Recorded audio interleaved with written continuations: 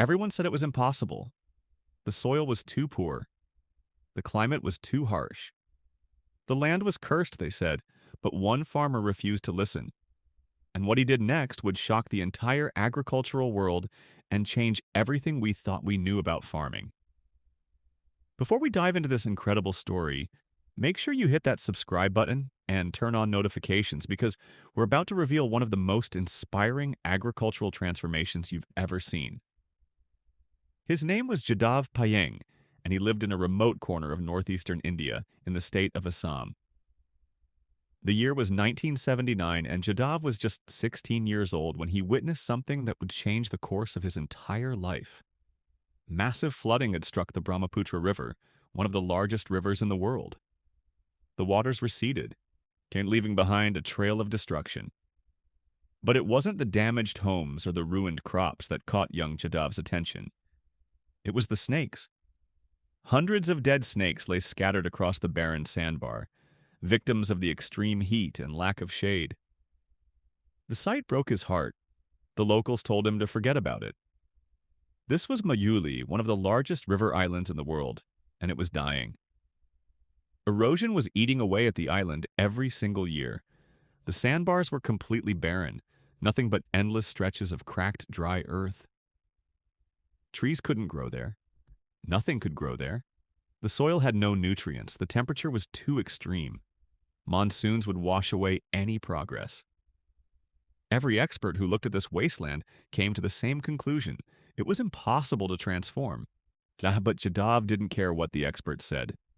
He went to the local forestry department and begged them to help him plant trees on the sandbar. They laughed at him. A teenage boy with no education in forestry, no resources, no equipment, wanting to turn a desert into a forest? They told him he was wasting his time. They told him to focus on something realistic. They told him what everyone tells dreamers, that he should accept reality and move on. But Jadav had seen those dead snakes and he couldn't move on. If the authorities wouldn't help him, he would do it himself. So he started with bamboo. 20 bamboo saplings to be exact. He planted them by hand in the scorching sandbar, digging into soil that was more sand than earth. He watered them with water he carried from the river in makeshift containers. Every single day, he made the journey. Every single day, he tended to those 20 bamboo plants like they were his children. His friends thought he had lost his mind.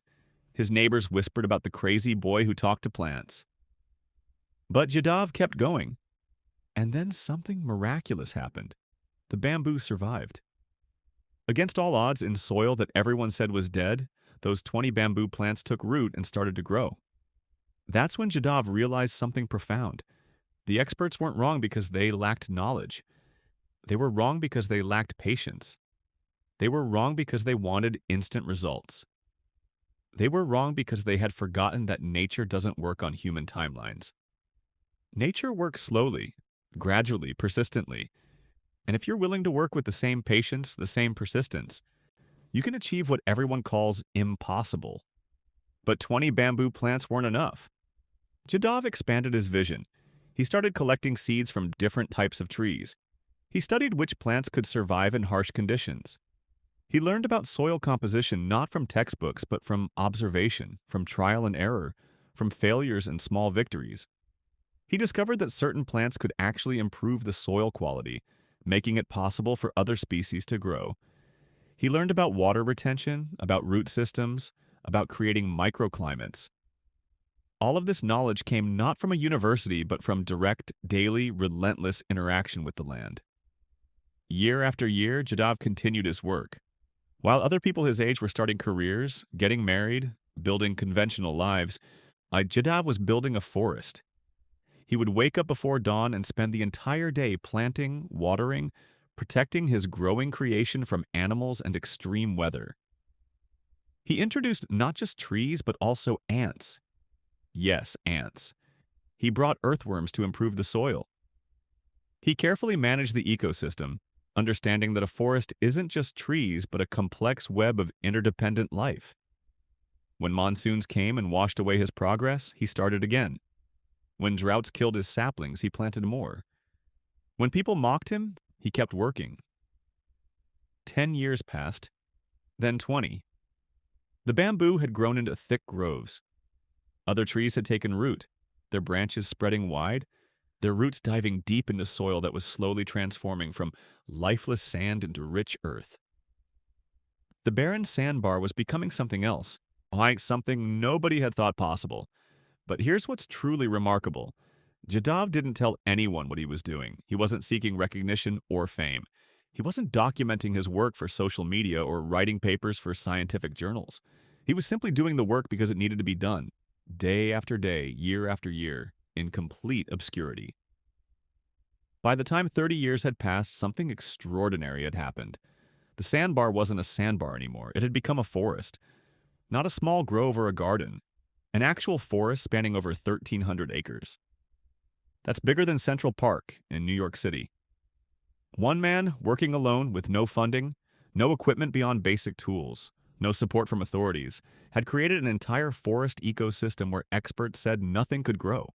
Yet the transformation was so complete, so unbelievable that when a local journalist finally stumbled upon it in 2008, he thought he had discovered an unknown natural forest. But the story gets even more incredible. The forest wasn't just trees. It had become a thriving ecosystem supporting an astonishing variety of wildlife. Birds that hadn't been seen in the region for decades started nesting there. Deer made the forest their home. Wild boar appeared, and then the really big animals came. Bengal tigers, one of the most endangered species on the planet, were spotted in Jadhav's forest. Asian elephants, massive herds of them, began using the forest as a corridor and habitat. Rhinoceros were documented there. Vultures and numerous species of migratory birds made it a regular stop. This man-made forest had become so authentic, so ecologically complete, that it was indistinguishable from forests that had existed for centuries. The discovery of Jadhav's forest sent shockwaves through the environmental and scientific communities. Researchers descended on the site to study it. How had one uneducated farmer accomplished what teams of experts with modern equipment had failed to do elsewhere? What were his techniques? What could be learned from his approach?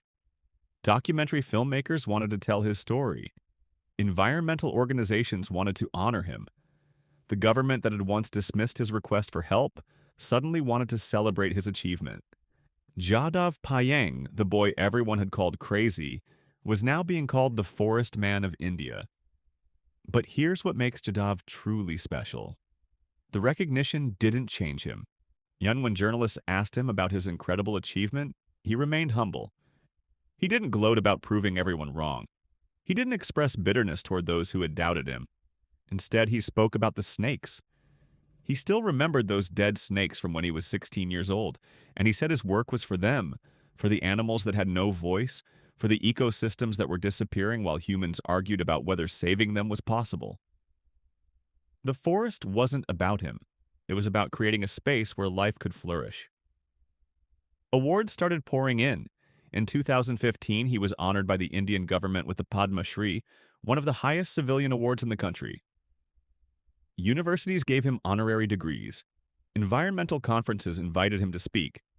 But Jadhav still lived simply, still spent most of his time in his forest, still planted trees. Because for him, the work wasn't finished. It would never be finished. Every day was an opportunity to plant more, to nurture more, to expand the living legacy he had created from nothing. His story raises profound questions about how we approach problems that seem insurmountable.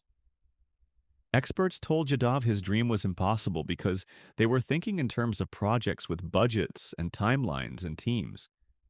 They were thinking about the complexity of ecosystem restoration as something that required sophisticated intervention. But Jadhav approached it differently. He didn't try to force nature to bend to his will. He worked with nature slowly, one tree at a time, trusting that small, consistent actions would compound over time into something magnificent. There's a lesson here that extends far beyond environmental conservation. How many times do we abandon our dreams because experts tell us they're impossible? How many times do we give up because we don't see immediate results? How many times do we let the mockery of others convince us to stop trying? Jadav's story is a powerful reminder that the most transformative achievements often come from ordinary people who simply refuse to accept that something can't be done. They don't have special advantages or secret knowledge. They have persistence. They have vision. They have the courage to keep working when everyone else has walked away. The impact of Jadav's forest extends beyond the wildlife it shelters. The trees have stabilized the soil, dramatically reducing erosion on Majuli Island. The forest has created a cooler microclimate in the area, affecting local weather patterns. It has become a natural laboratory where scientists study successful ecosystem restoration techniques. It has inspired similar projects around the world, proving that large-scale environmental restoration doesn't always require massive funding or advanced technology. Sometimes it just requires one person willing to start and never stop. Think about the scale of what Jadav accomplished. 1,300 acres, that's nearly 2 square miles of forest. Imagine planting that by hand, tree by tree, bamboo by bamboo, over decades. The physical labor alone is staggering. The mental fortitude required to continue year after year with no guarantee of success, no encouragement, no validation, is almost incomprehensible. Most people give up on their New Year's resolutions by February. Jadhav maintained his resolution for 40 years and counting.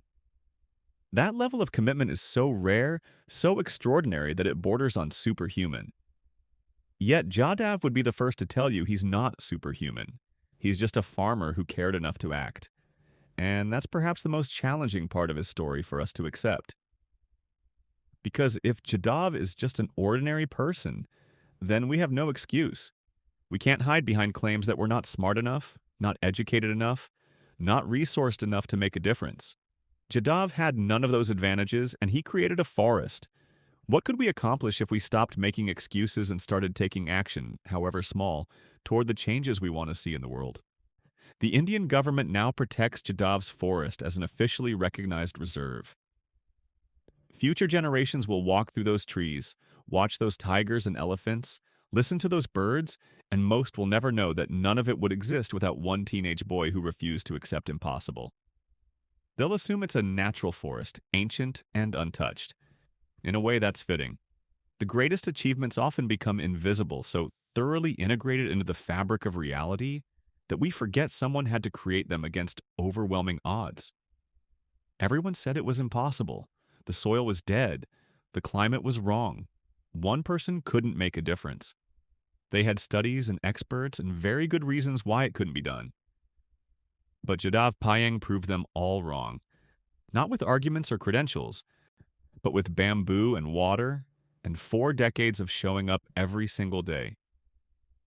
His forest stands as a living testament to the power of persistence, the importance of starting even when success seems impossible, and the profound impact one committed individual can have on the world. So the next time someone tells you your dream is impossible, remember the Forest Man of India. Remember that every great achievement starts with one person crazy enough to try. And now, as we look at the world around us, we're facing challenges that seem even more daunting than the transformation of that barren sandbar. Climate change, deforestation, species extinction, soil degradation across continents. The scale feels overwhelming. The problems feel too big for any individual to tackle. Governments struggle to coordinate action. International agreements take years to negotiate. And yet somewhere right now, there are people like Jadav Payeng who are refusing to accept that these challenges are insurmountable. They're planting trees in deserts. They're restoring wetlands. They're rebuilding coral reefs. They're creating green spaces in concrete jungles. And they're doing it with the same quiet determination that Jadav brought to his forest decades ago. What's fascinating is that Jadav's approach has actually become a template for modern conservation efforts. Scientists have studied his forest extensively, and what they've discovered is that his intuitive understanding of ecosystem dynamics was remarkably sophisticated. He intuitively grasped concepts about soil microorganisms, nutrient cycling, and biodiversity that took researchers years to document and understand. He was conducting an experiment in ecological restoration without any formal training, relying on observation and adaptation. This raises an important question about the nature of expertise itself. Sometimes the most valuable knowledge comes not from academic credentials, but from intimate, long-term engagement with a problem. Jadav's story also teaches us something crucial about time horizons. In our modern world, we're conditioned to think in terms of quarterly results, annual reports, 5-year plans. We measure success by metrics that can be tracked and displayed quickly. But Jadav was thinking in terms of decades. He was making decisions today whose benefits wouldn't be fully realized until he was an old man. He was investing his labor in a project that would only reach its full potential after his lifetime. That kind of thinking is increasingly rare, and yet it's exactly the kind of thinking our world desperately needs. We need more people willing to plant seeds whose fruit they may never taste, to build foundations for structures they may never see completed. Consider also the psychological resilience required for such an undertaking. For the first several years, Jadav had almost no visible evidence that his work was succeeding. The forest wasn't obviously a forest yet. The ecosystem hadn't yet assembled itself. There was nothing to show for weeks and months and years of labor besides a few more trees than before. Any objective observer might have concluded he was wasting his time, but he kept going anyway. This speaks to something deeper than mere stubbornness. It's about maintaining faith in a vision when all external evidence suggests you should abandon it. It's about having enough internal conviction to override the judgments of everyone around you. The relationship between Jadav and his forest also reveals something beautiful about human psychology. As the forest grew and developed complexity, Jadav grew with it. He developed deeper knowledge about ecology. He became more skilled at reading environmental signals. He developed a kind of communion with the land that transcended the initial rescue mission that had inspired him. What started as a teenage boy's emotional response to dead snakes evolved into a lifetime of learning and adaptation. This transformation in Jadav himself is perhaps as remarkable as the transformation of the land. He didn't just create a forest, he created a version of himself capable of sustaining and nurturing that forest. There's also a profound message in the fact that Jadav initially worked in complete obscurity. He wasn't doing it for recognition, because there was no recognition forthcoming. He wasn't doing it for social media approval, because social media didn't exist when he started. He wasn't doing it for financial reward, because the project generated no immediate income. He was doing it purely because he felt called to do it, because something inside him said it needed to be done. This purity of purpose, this lack of external motivation, is something we could all benefit from examining in our own lives. How much of what we do is driven by external validation and rewards, and how much is driven by genuine internal conviction? When Jadav's forest was finally discovered and publicized, something interesting happened. The external recognition and accolades, while welcome, didn't actually change Jadav's daily routine or his fundamental commitment to the work. This tells us something important about intrinsic versus extrinsic motivation. Jadav's motivation came from within, so adding external rewards didn't fundamentally alter his behavior or satisfaction. He wasn't suddenly going to work harder because he'd won an award. He was already working as hard as he possibly could, day in and day out, because that's what the work demanded. This is a lesson for all of us about building sustainable motivation that doesn't depend on external validation. The forest that Jadav created has also become a teaching tool in ways that extend beyond environmental science. Business schools have studied his approach as a case study in project management and perseverance. Psychology departments have used his story to illustrate concepts of motivation and goal achievement. Philosophy classes discuss the ethical dimensions of environmental stewardship. Educators have incorporated his narrative into curricula around the world. A single individual's commitment has rippled outward, influencing how countless people think about possibility, persistence, and purpose. This is the power of a life lived with intention and dedication. We never know which of our actions might inspire others, which struggles might become instructive to people we'll never meet. Now, you might be wondering what Jadav is doing today. He continues to live on or near his forest, continuing his work of planting and nurturing trees. He's in his 60s now, still active, still engaged with the ongoing project of ecosystem management. He's mentored younger conservationists and shared his knowledge with environmental organizations. His forest continues to expand and deepen in complexity. New species continue to arrive and establish themselves. The ecosystem continues to mature and evolve, and Jadav continues to show up each day, carrying water, planting seeds, nurturing growth. His dedication hasn't wavered despite achieving international recognition. If anything, it seems to have deepened. There's a temptation, when we encounter stories like Jadav's, to dismiss them as exceptional, unique, impossible to replicate. We might tell ourselves that he had some special quality or advantage that we lack, but that's not really supported by the facts. Jadav came from a poor family. He had minimal formal education. He had no special training or certification. He had no wealthy benefactors or institutional support. What he had was something much simpler and much more accessible. He had a problem that moved him emotionally. He had the willingness to take a first step, however small, and he had the discipline to keep taking steps long after the initial inspiration faded. These aren't rare gifts granted to a chosen few. They're capacities that exist within all of us, waiting to be activated. The broader implication of Jadav's story is that individual action matters. In a world that can feel dominated by large systems and powerful institutions, it's easy to convince ourselves that our individual efforts are insignificant. One person planting trees can't possibly affect global climate change.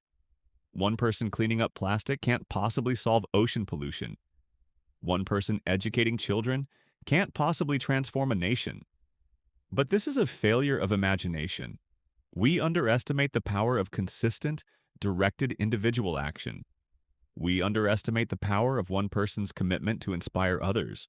We underestimate the power of visible, tangible examples of what's possible. Jadav didn't transform his region by giving speeches or writing policy papers. He transformed it by planting trees one after another, day after day, year after year, until the impossible became undeniable reality. As you go forward from watching this video, I want to leave you with a specific thought. Is there something in your life, something in your community, something in the world that you see as broken or impossible or beyond repair? Something that everyone says can't be fixed?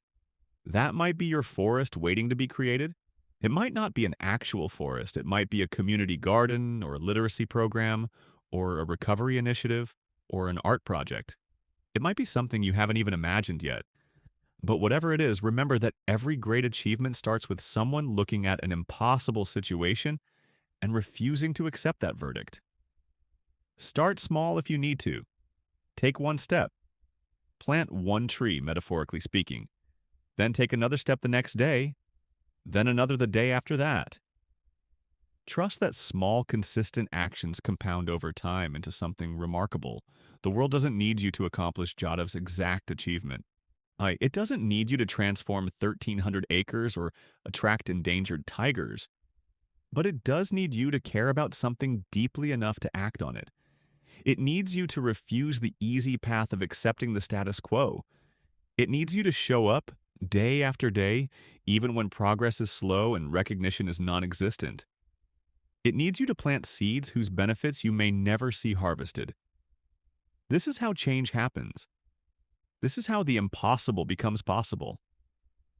This is how one person, with nothing but determination and faith in their vision, creates something that transforms not just the physical landscape, but the hearts and minds of everyone who encounters it.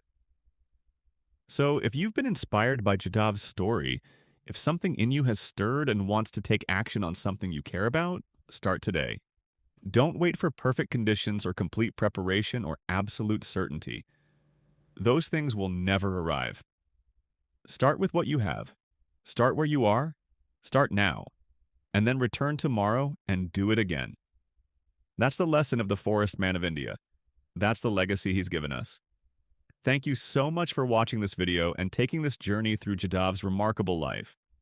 If his story resonated with you, please consider hitting that subscribe button and turning on notifications so you don't miss future stories of ordinary people doing extraordinary things. Share this video with someone who needs to hear it, someone who's been told their dream is impossible, someone who needs a reminder that change is possible. Leave a comment below and tell us what your forest is, what you're building or hoping to build. What impossible thing you're going to refuse to accept as impossible. Your story matters and your commitment matters, and the world needs what you have to offer.